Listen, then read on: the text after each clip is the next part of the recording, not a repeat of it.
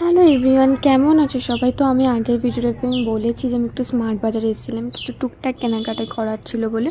তো আমি যে কুর্তিটা কিনেছিলাম এটাই এখানে ফ্রি অল্টার হয়েছে, তো আমি এখান থেকে ভেবেছিলাম অল্টার করিয়ে নেব। তো যাই হোক, ফার্স্টে আমি গেছিলাম, কিছুক্ষণ পর মামা ফোন করে বললো ও আসবে, তো অফিস থেকে এসে এখানে দাঁড়িয়েছিল। তারপরে আমাদের টুকটাক ঘরের কিছু কেনার ছিল, তো সেখানে আমরা গেছিলাম। ও ফেস ওয়াশ করছিল নিজের জন্য, দেন আমরাও দেখছিলাম কোন কলগেটটা নেওয়া যায় বা কোনটা নিলে আমাদের লাভ হবে।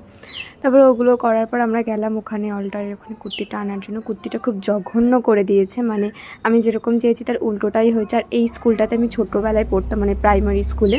তারপরে ওখান থেকে গেছিলাম আমরা একটু খেতে। এখানে আমি বসে বসে নিজেকে দেখছিলাম, ঢং করছিলাম, এদিক ওদিক তাকাচ্ছিলাম। তারপর মামা আমাকে বলছে আমার একটু ফটো তুলে দেয়, আর আমি ওর ফটো না তুলে এরকমভাবে আকাম করছিলাম ওর সাথে। যাই হোক, মানে জাস্ট মজা করছিলাম।